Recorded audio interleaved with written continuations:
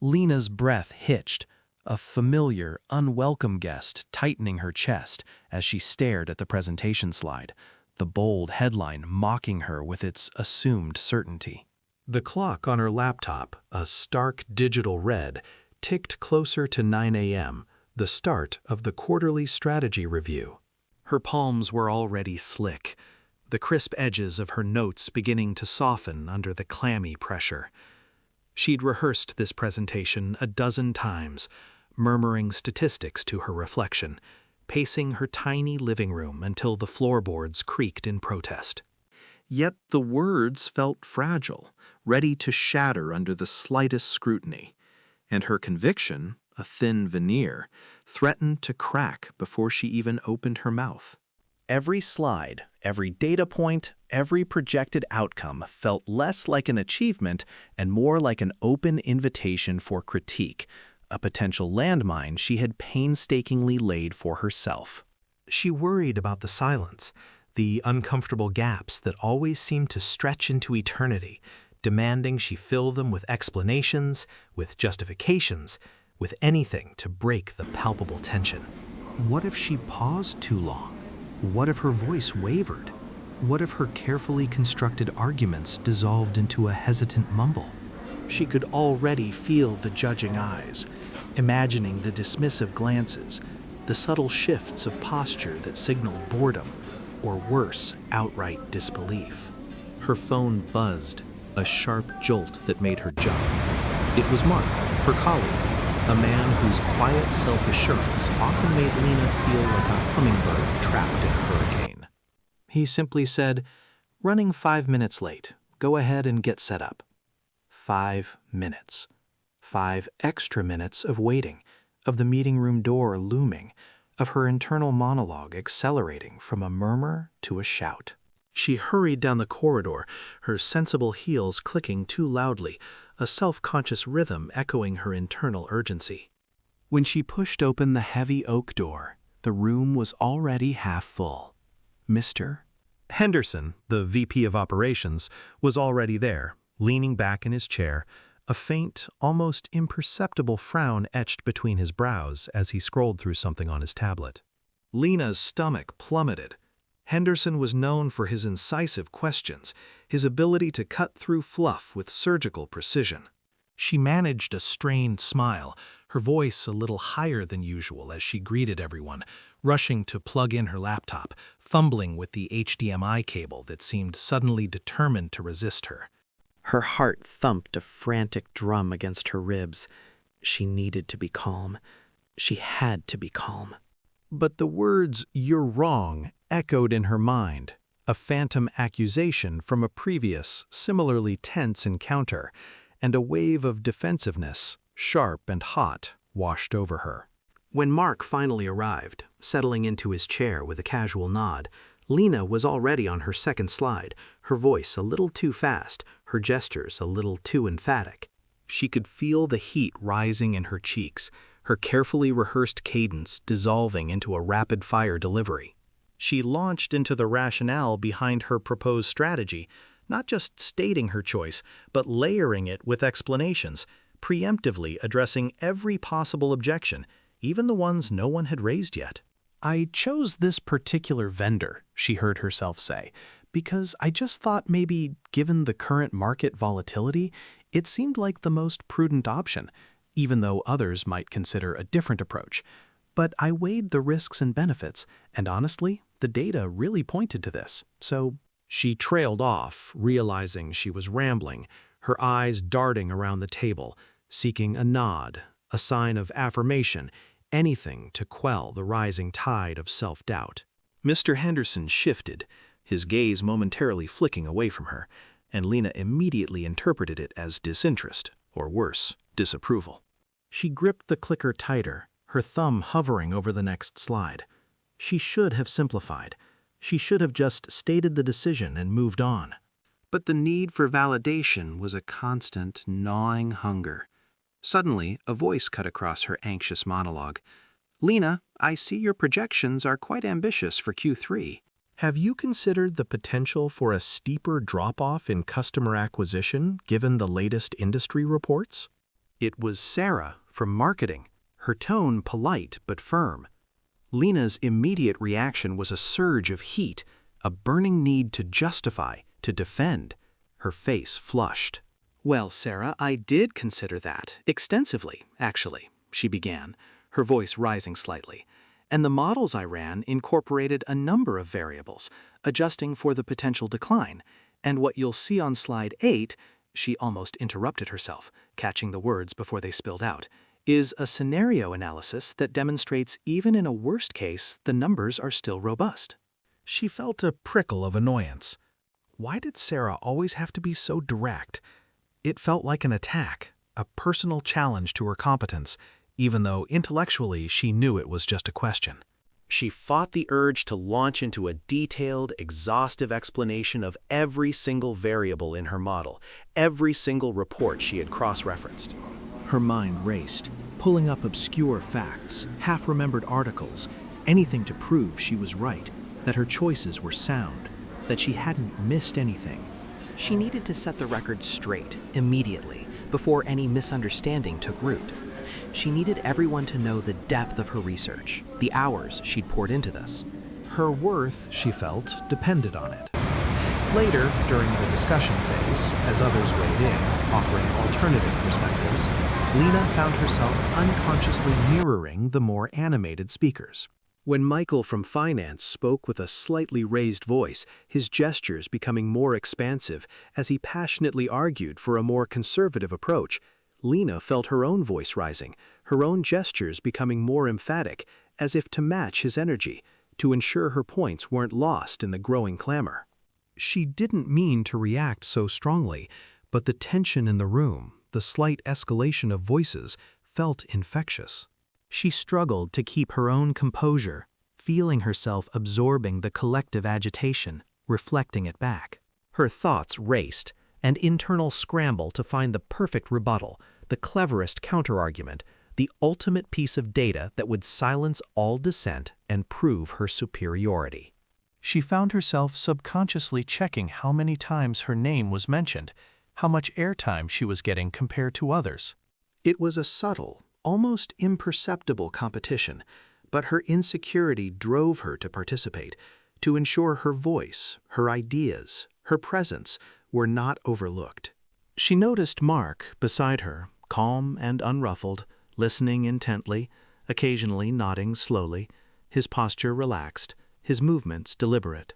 He wasn't rushing to fill silences. He wasn't explaining away every decision. He wasn't mirroring the rising tension. He just was.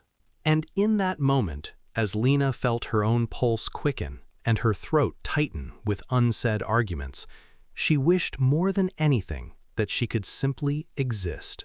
But the need to perform, to prove, to convince, to clarify was too overwhelming, too deeply ingrained. The meeting finally drew to a close, not with a definitive resolution, but with a series of vague action items. Lena felt utterly drained, her carefully constructed arguments feeling hollow, her forced confidence shattered, leaving behind the familiar, aching residue of self-doubt and the unsettling conviction that she had, once again, failed to measure up. Lena slumped back in her chair, the empty conference room mirroring the hollow ache in her chest.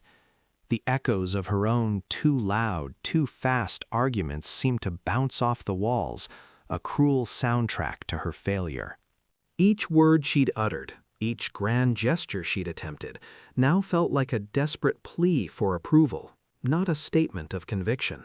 Her carefully constructed arguments lay in ruins, not because they were flawed in logic, but because her delivery, riddled with an almost palpable anxiety, had stripped them of their power. Her forced confidence, a flimsy shield against her gnawing insecurity, had not just shattered, it had dissolved, leaving behind the familiar, aching residue of self-doubt and the unsettling conviction that she had, once again, failed to measure up.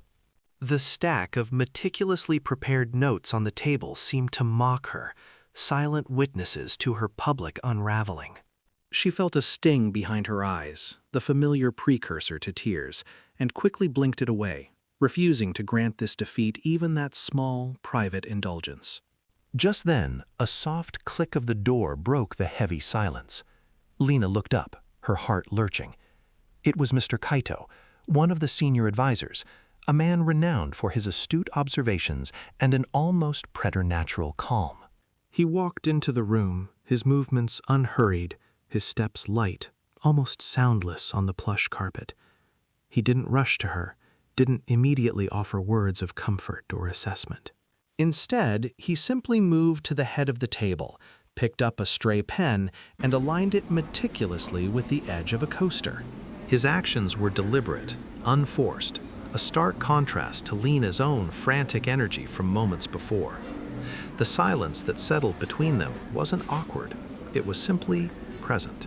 Lena, who usually felt compelled to fill any conversational void, found herself simply observing him, the quiet breathing room a subtle balm to her frayed nerves. He didn't demand attention, didn't perform for her benefit. He simply existed in the space. After a moment, he turned to her, his gaze steady, kind, yet utterly devoid of pity. "Lena," he said, his voice a low, even tone. That was a challenging session.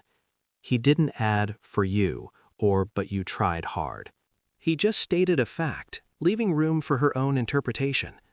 Lena felt a flush creep up her neck. She expected him to follow with a critique, to point out the flaws she already agonizingly replayed in her mind. But he didn't. He just maintained eye contact, his presence stable and unshaken. She found herself trying to formulate an apology, an explanation, to justify her perceived shortcomings. I know," she stammered. I felt like I couldn't get my points across. I got flustered." Mr. Kaito nodded slowly, acknowledging her words without validating her self-criticism. "It happens," he offered, not dismissively, but as an observation of a common human experience. He then shifted his weight slightly, a subtle, unhurried adjustment. "Tell me, Lena, when you felt yourself flustered, what did that feel like?" Lena frowned, surprised by the question. She'd expected advice, solutions, perhaps a quiet reprimand, not an inquiry into her internal state. It felt like a race, she admitted, the words spilling out before she could censor them, like I had to prove everything immediately, that if I paused even for a second, I'd lose them, that they'd judge me or reject my ideas. She gestured vaguely at the empty chairs, remembering the blank or skeptical faces of the committee. I felt like I had to be bigger, louder, more certain, to dominate the space. A faint smile touched Mr. Kaito's lips, a knowing, gentle expression. "Ah, the performance of confidence," he murmured. "Many mistake it for the real thing, but the strongest confidence you'll ever see is usually quiet. It doesn't demand attention. It doesn't prove itself. It simply exists, stable and unshaken." He paused, letting his words hang in the air, allowing Lena to absorb them without interruption. He didn't rush to fill the silence, nor did he press her for a reaction. He just waited, his calm presence inviting her to reflect. "You described it as a race," he continued, "and indeed, insecurity often creates that internal urgency. It leaks into our behavior. Fast speech, rushed gestures, impatient transitions." Lena nodded, her gaze fixed on him. He was articulating precisely what she had felt but couldn't name. "Yes, I felt like I needed to explain why I chose this or why I thought that." To preempt any challenge. "Exactly," Mr. Kaito confirmed, "because insecurity seeks validation, so decisions get padded with reasons, apologies even. I chose this. I just thought maybe. It seemed like." But quietly confident people state decisions simply. "This is what I prefer. This works better for me." No apology, no excessive justification, because self-trust reduces the need for external permission. It doesn't need to over-explain its choices. He picked up the pen again, twirling it once, slowly, between his fingers. "When you felt challenged, Lena, When you heard different perspectives, how did you interpret that? As an attack, Lena confessed, the raw honesty surprising even herself. As you're wrong. So I interrupted, I over-explained, I felt myself escalating. And that's understandable, Mr. Kaito said, his voice still steady, when insecurity seeks protection, but quiet confidence stays steady. They can hear, I see this differently, without translating it into, you're wrong. So disagreement becomes information, not a threat.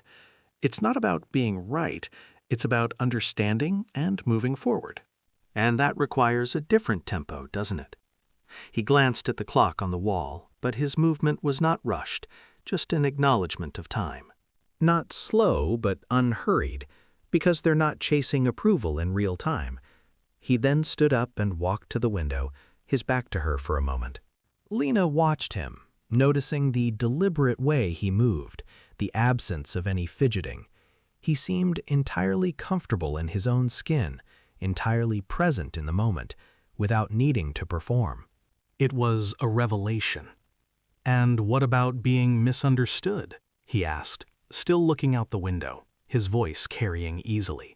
Did you feel an urgency to clarify your image, to correct any misreadings immediately?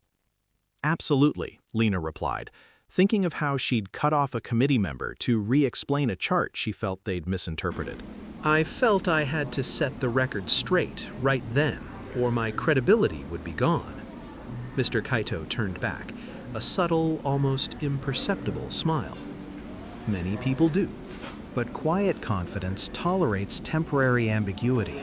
They know that understanding unfolds over time, so they don't chase perception. They let consistent behavior define them naturally. They are comfortable being misunderstood, briefly. He gestured towards the empty room. And in a setting like this, where status can feel like it's being negotiated, did you feel a need to compete? Lena thought of how she'd subtly name-dropped a previous successful project, or mentioned her long hours.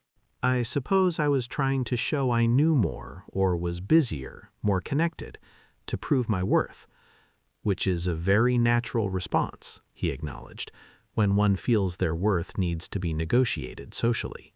But quiet confidence doesn't participate in that. They don't escalate credentials or compare achievements, because worth isn't negotiated socially, it's assumed internally. It doesn't need to compete for status signals. His voice was gentle, not accusatory, but purely descriptive. He wasn't telling her she was wrong, but showing her another way.